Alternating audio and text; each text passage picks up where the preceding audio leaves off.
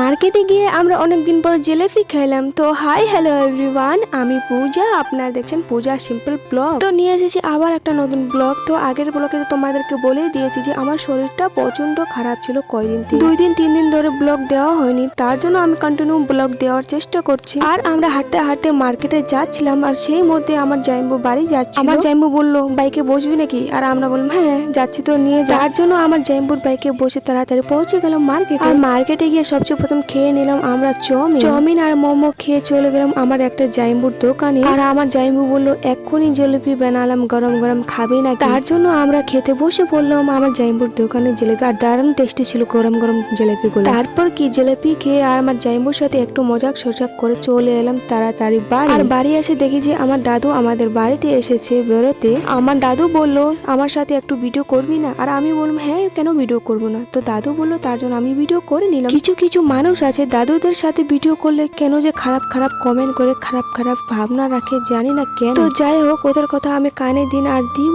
না, আমরা দাদু নাতনি তো মজা করতে পারি, তাই না? তো বন্ধুরা আজকে ব্লগটা এটুকুই, দেখা হবে নেক্সট ব্লগে, টাটা।